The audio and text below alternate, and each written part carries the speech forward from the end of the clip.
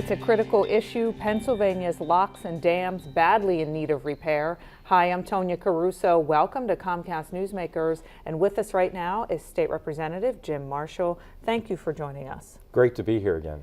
Such an important issue. In Pittsburgh District alone, there are 23 locks, and more than half of them have already exceeded the economic design and more than 50 years of life. This is a serious situation. It is. It's a critical situation. And so you sit now on several boards looking at this, including the Port of Pittsburgh Commission. And let's explain to folks what could go wrong if these are not repaired.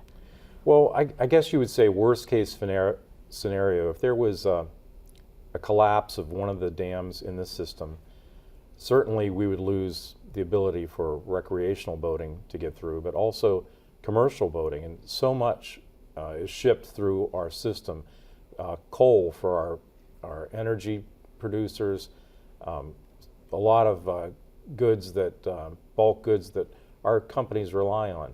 U.S. Steel ships a lot of coke and coal through the system, and all of them rely on those locks and dams. But I think really the most important thing, and a lot of people don't realize, so many municipalities draw their water intakes are on the rivers, and possibly with a collapse of the system, those intakes could be above the water line. And so how did we get to a point where this infrastructure is in such poor condition?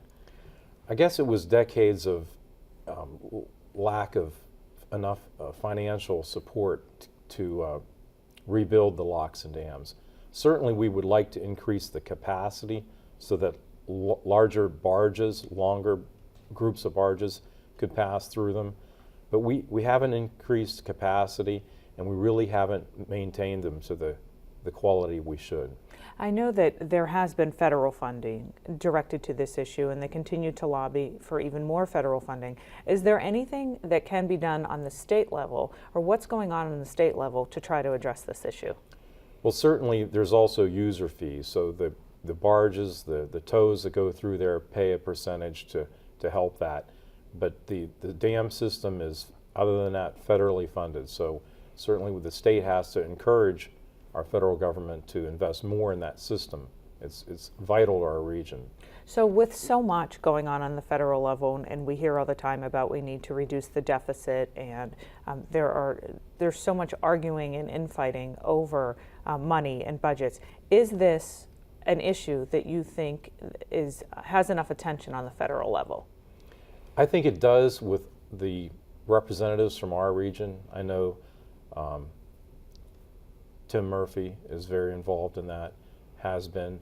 I think Senator Casey, Senator Toomey are both involved, and hopefully congressmen from the region, Rothfuss and others, will agree and put that as a prime issue. I think transportation, commerce, energy, and even national security rely on that system to be in better condition than it is. Right. And so sitting on the board of the Port of Pittsburgh Commission, where all are you focused these days?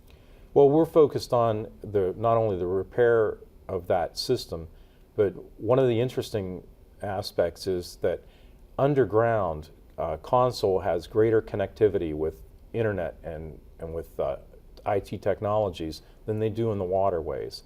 So Port of Pittsburgh has been working with our universities in the area to have greater communications on the river to enhance commerce. Well, so much more to talk about on this issue. State Representative Jim Marshall, thanks so much for coming in and talking with us today. We appreciate it. Thank you.